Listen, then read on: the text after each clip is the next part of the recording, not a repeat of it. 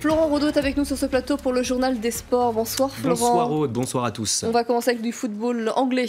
Oui, 5 rencontres au programme ce soir de cette 28e journée de Premier League. Et Leicester recevait West Bromwich. Et sur leur pelouse, les hommes de Claudio Ranieri rate l'occasion de prendre le large en tête du championnat.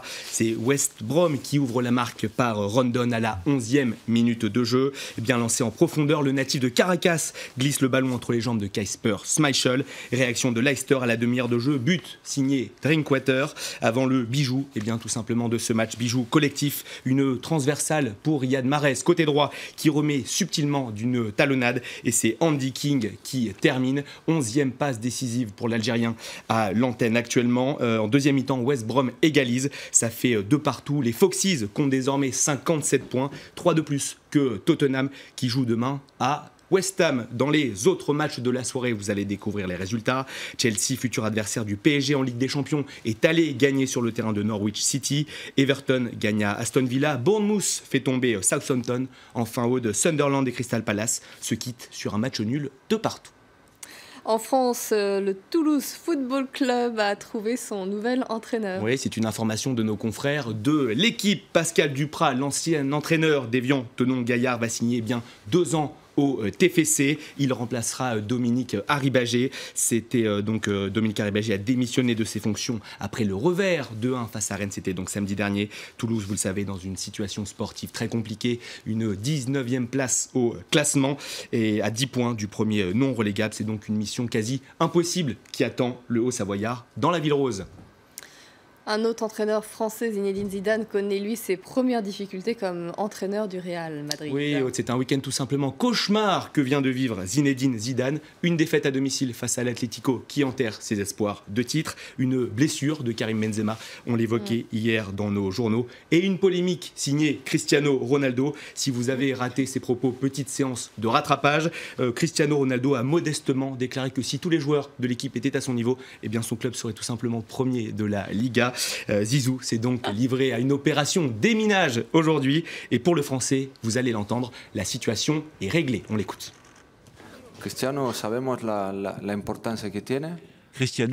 on sait à quel point il est important et nous sommes tous avec lui.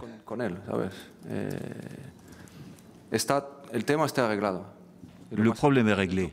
Le plus important, c'est le reste de la saison. Nous voulons améliorer notre situation nous-mêmes, tous ensemble, à l'intérieur du groupe et pas à l'extérieur.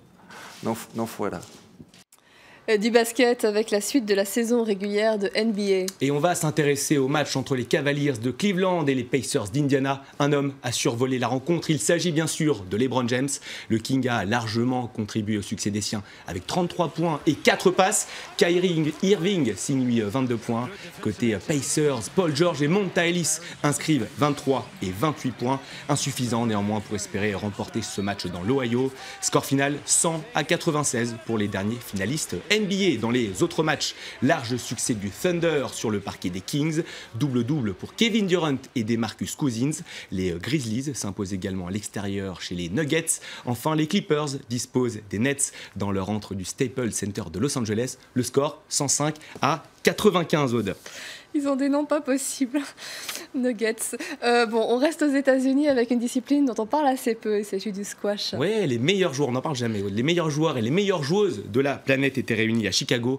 À l'image, vous allez le voir, le match qui opposait l'anglaise Massaro à l'égyptienne Abdel Kawi. Une victoire facile pour Laura Massaro, 3-7-0. L'anglaise, qui est la mieux classée de ce tournoi chez les femmes, se qualifie pour les demi-finales de ces World Series. Le tableau masculin a permis à l'Égypte de prendre sa revanche. Succès de Mohamed El Sorbagui, 3-7-1 face à l'Allemand Simon Rosner. 11-8, 11-6, 9-11 et 11-7. Score final, El Sorbagui également qualifié pour le dernier carré de la compétition.